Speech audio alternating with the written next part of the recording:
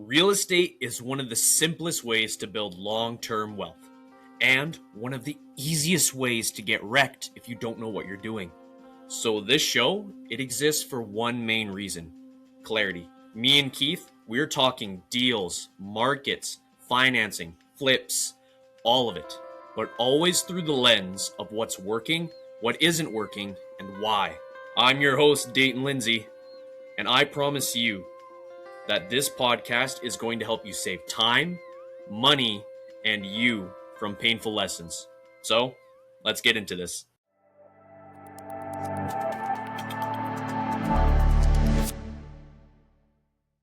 Woo!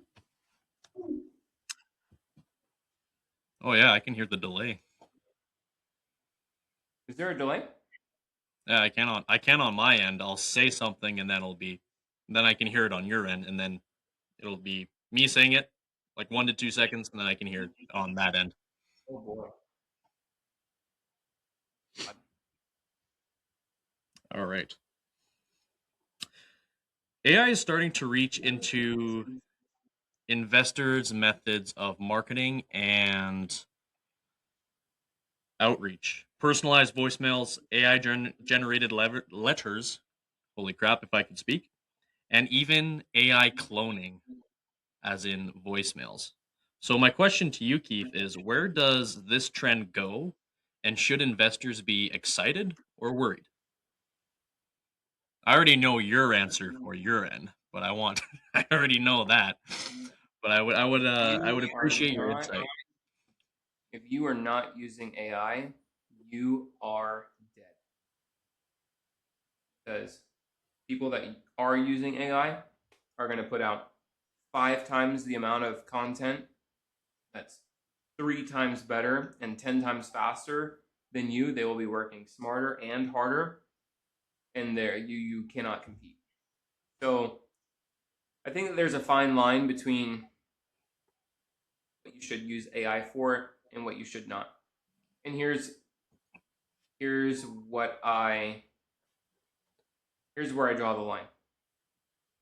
When a human should be connecting with another human,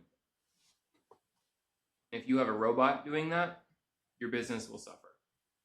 You will have efficiencies, but you will lose effectiveness. And it will be a net zero when it comes to right then and there. However, because you're lacking the skill set, it will be a net negative through time. And you will ruin trust and rapport and relationships with others that will also exacerbate the net negative over time. Everything where it's not, where a human shouldn't be connecting with a human, and what I mean by that is like on a triage call. Like if I'm talking to a seller or negotiation or renegotiation or anything like this, where it's like, I need to connect with you on a human level because you just lost your mom and your job within 60 days. Is that something where an AI should be taking that phone call or me? Right? Probably you. So when it comes to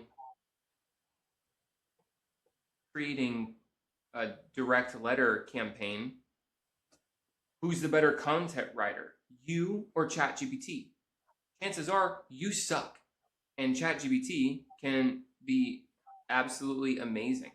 Same thing with social media posts. How long? Probably you're a decent enough, hopefully, marketer that you can write a good social media post. But who can put out more content faster? You or ChatGPT? It comes down to, do you know how to prompt the AI in a way that you can leverage it and make it not sound cheap because you're trying to replace yourself in ways that you shouldn't be. You should lean into who you are, right? And if you can use AI in anything, whether it's marketing or retargeting or getting people to leave you a review afterwards or getting people to send you a referral, AI can create follow-up sequences. It can write your emails for you. There's so many things that AI can do that is better and faster than what you currently do, that don't destroy the relationship and the rapport and the trust that you have with your sellers, and it will help you do more deals. Those are the ways that you should be using AI. And if you're not, get lost. You will be archaic in just 2 years. You will be forced out of the industry. Dare I say, you will no longer be here. You will be antiquated, be obsolete. You will die. You will be a dinosaur. because everybody else, oh my God, and what a slow, painful death to die, because everybody else is going to be using it. Like I said, putting up better content faster, and here you are struggling to keep up. It would be like, think about this. It would be like if you still, like, horse-drawn wagons came out and you're like, no, I'm fine, I'll walk. Or if when Henry Ford created the Model T and you had finally adopted the horse-drawn wagon, you're like, no, my horses are fine. I'll use what I got. If it ain't broken, don't fix it. You're going to get left in the dirt. People are going to pass you up. AI is just as big, if not bigger, than the dot-com boom and the internet becoming a thing. I would That's actually really agree with that. That this has been the biggest disruption to the world for a long time. Even in most of the sectors too, like the labor sector and transportation, communicate, like every sector has been impacted by AI. This has been the biggest thing since, honestly, probably the internet. Yeah. I would agree with that wholeheartedly. So, to get a definitive list of what AI should be used for and what it shouldn't, what are the definitives and what are the you still need to be human, don't ever get AI to replace this? Yeah. Anything where AI is going to do a better job than you, let AI do it. At the end of the day, I don't really think this is a moral thing. I do think that there are some places, like you were talking about ringless voicemails being, or you're talking about even clones, right? Like it's kind of cloning your voice. I think that that might be entering into a moral gray area, but I think I would be fine with it. If it sounds like me and it talks like me, and it saves me the time of having to leave 60 voicemails today and wasting 60 minutes of my time when I'm already spent. Let's say that you're cold calling. That's the kind of instance that I'm thinking. Yeah. I'm burning the dialer, and I'm leaving a voicemail like every minute, and it's only 1 out of every 8 to 11 calls that I finally get to talk to a human. Well, 1 out of 8, I have to leave 7 voicemails. 7 times, let's say 60 seconds for a voicemail. That just saved me 7 minutes. And if it's just saying kind of the same thing, but then it's being very specific. Hey, Dayton, I'm calling about your house at 123 Main Street. It's able to plug those things in. Hello? Yeah, that makes you more effective. Is that when you're listening to your voicemail, which, by the way, like not a lot of the population does, but when you're listening to the voicemail, do you really need to connect on a human level? Nope. No, you just need to get the message across. Yeah. So even though we're cloning, which I totally don't like, I don't like seeing people's AI clones on social media. I believe that ruins the trust that they have with their social media audience. But for a ringless voicemail, I'm not against cloning. That would be like saying, oh, perfect example. Everyone who's listening to this knows that I was a former Marine, so obviously I'm a 2A Second Amendment. I like my guns. For you Canadians, Second Amendment right person. Don't get me started. But if somebody said, well, Keith, guns do bad things. Gun hurts people. Guns kill people. Well, okay. So does that mean that I should be anti-gun? No. Just because I don't like people cloning themselves on social media, making social media posts, I don't see that as being the same. You cannot umbrella that and put ringless voicemails in there saying, oh, it's still a clone.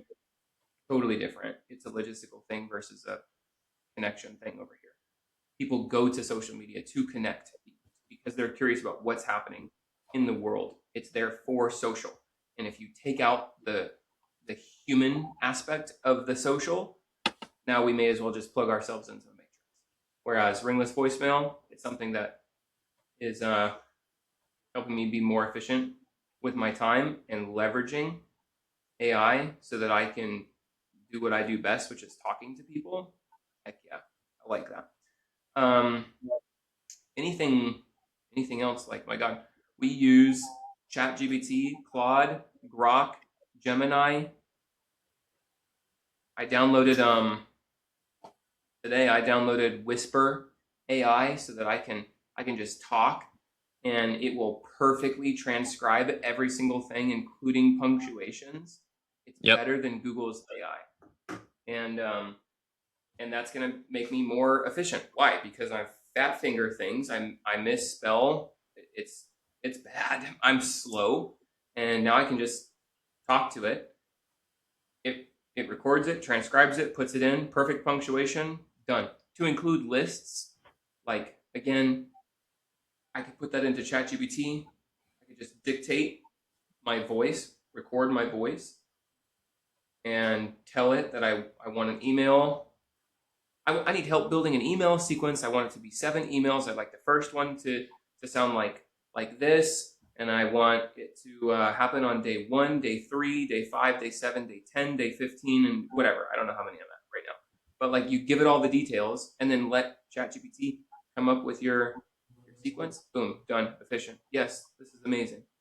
When it comes to skip tracing people, oh my God, deep research rushes. Like it does a really good job finding who this person is, where do they live, where do they work, what's their employer's phone number. Like ChatGPT's deep research goes in depth, and it will find all of its family members, all that person's family members, like it, and it's free, right? If you're paying for like the $20 per month ChatGPT thing that you can use for this, it really saves you a lot of time.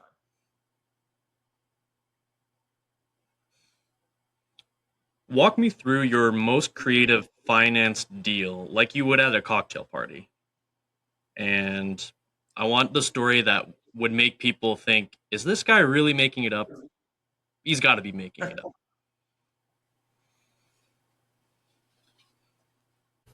Quick aside, if you're getting value out of this, make sure to hit the like, subscribe, and drop a comment down below with what you want Keith and me to cover next.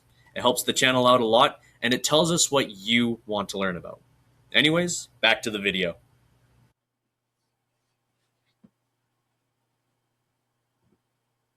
All right, my most unbelievable deal.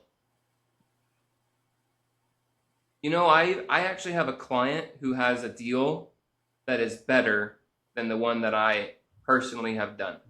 So I'm going to steal theirs because I can still tell the story and I know the numbers and it's really good. So this is up in the New England area. I think it's in New Hampshire.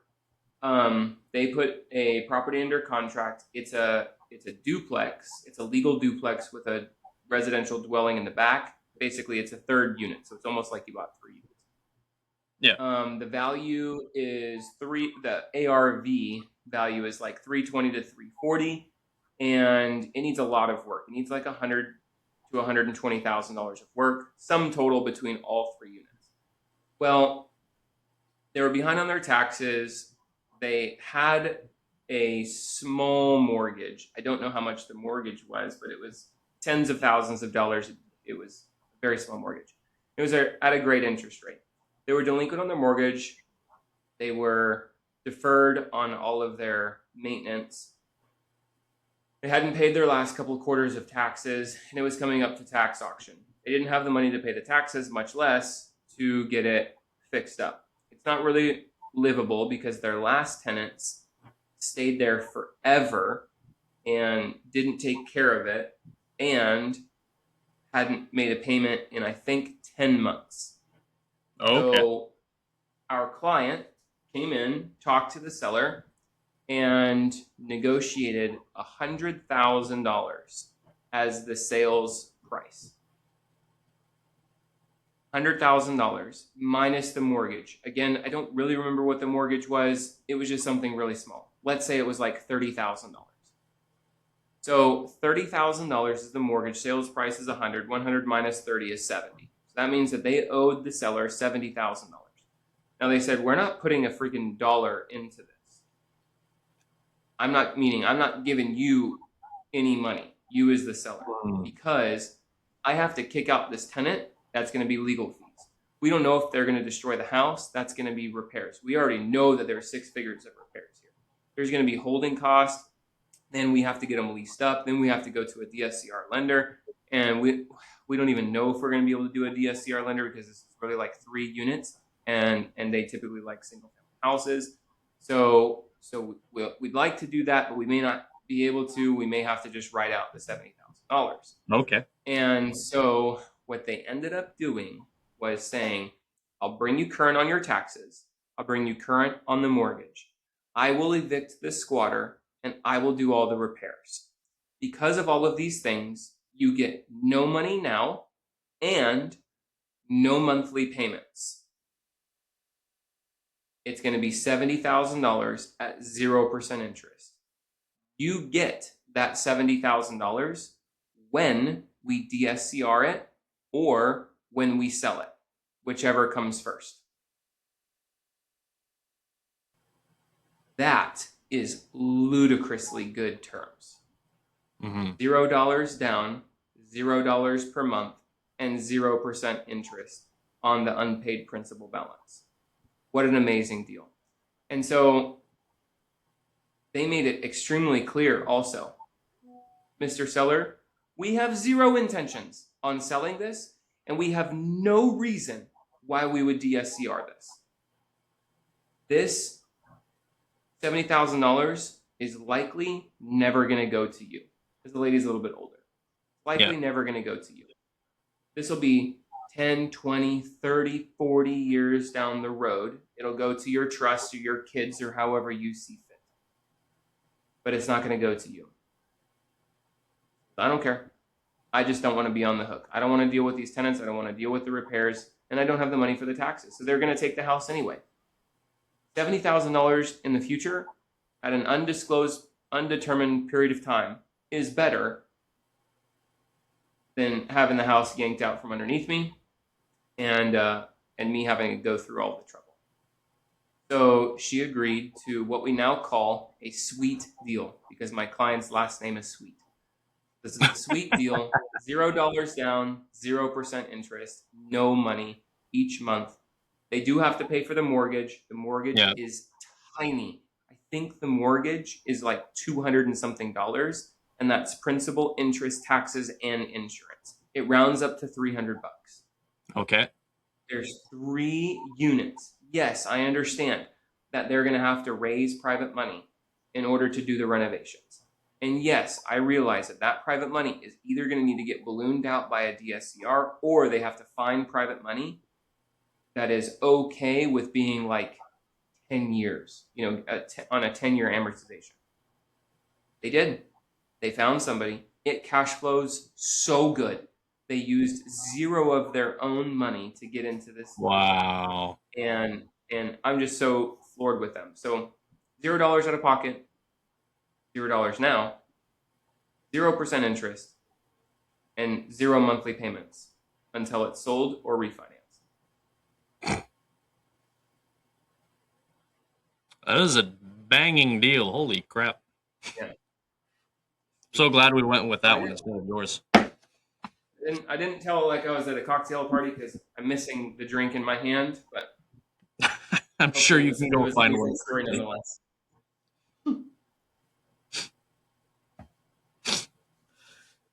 If someone were to come to you and say their seller calls are terrible, and without hearing the calls, you would suggest one change that they should make, what would that be?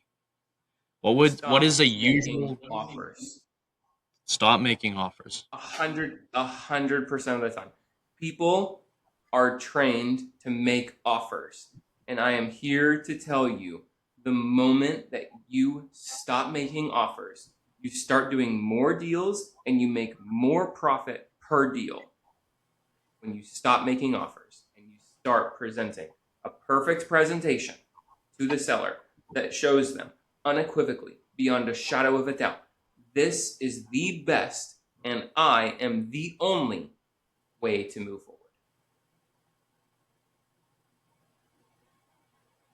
Nobody teaches that how I teach. True, yeah. Most of the industry is you have to make offers or lowball offers. And that's kind of just satiated wisdom at this point within the community. It's like you got to come out with an offer and hard sell, negotiate like your life depends on it. Yeah. So that is very counterintuitive to what most people think about.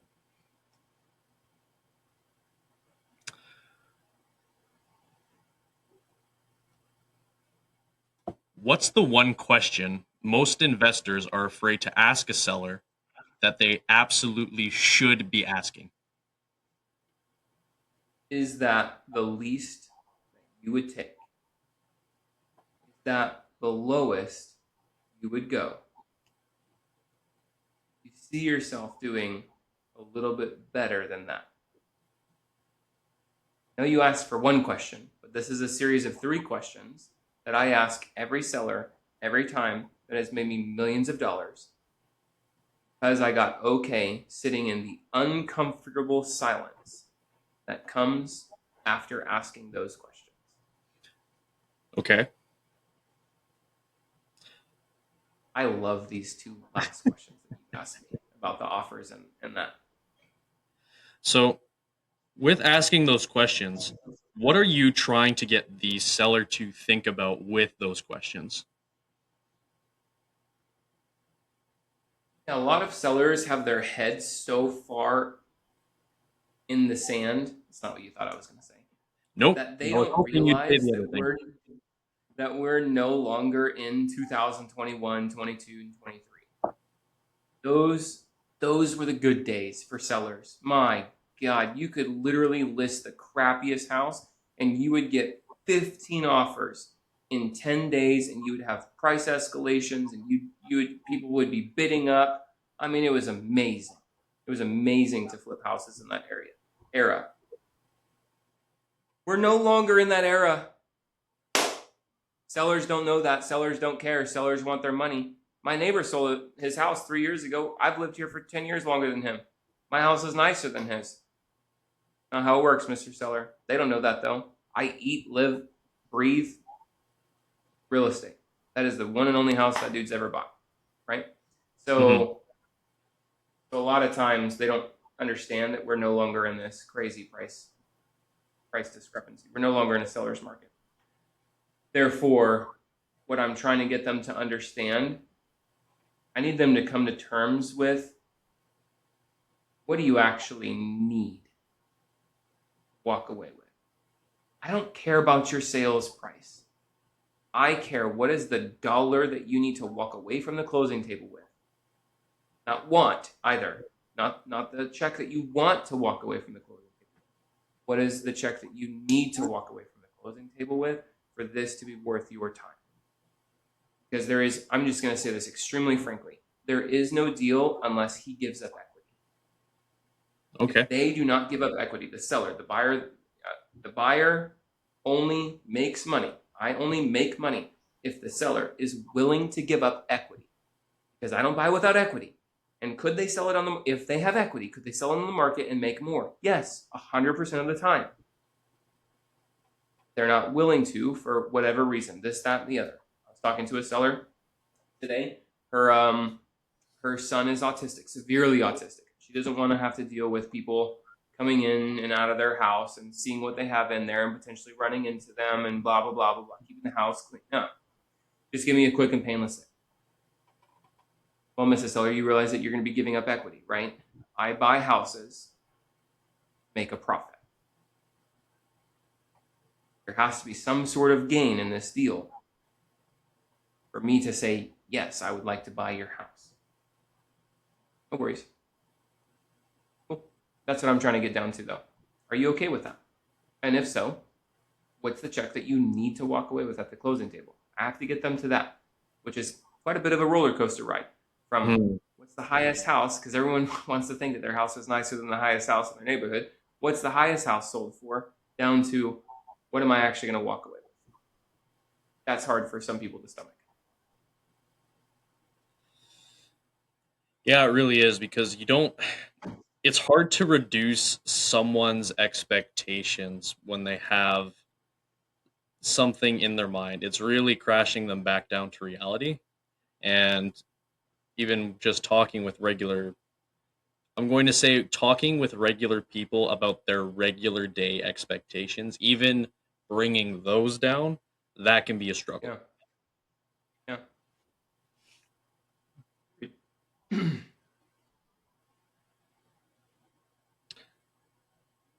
But Keith, that's all I have for this episode, man. All Those the were great questions I have. questions. See, I told you I was gonna get better questions for you to answer instead of sterile hospital room style questions where it's just one sentence. So, Guys, if you enjoyed Dayton's line of questioning, let him know right, in the comments. And if you have your own, make sure to submit it on our YouTube channel. We'll be answering them in the next episode. We'll see you guys there. when there are questions. Real estate isn't magic, it's a skill. And the people who win long term are the ones that keep stacking the reps. That means learning, analyzing, staying patient, and making good decisions. If you want to keep building that skill with us, make sure to subscribe and send this to someone who needs to hear it, because I know you know someone that needs to. Anyways, that's all for today. Take care.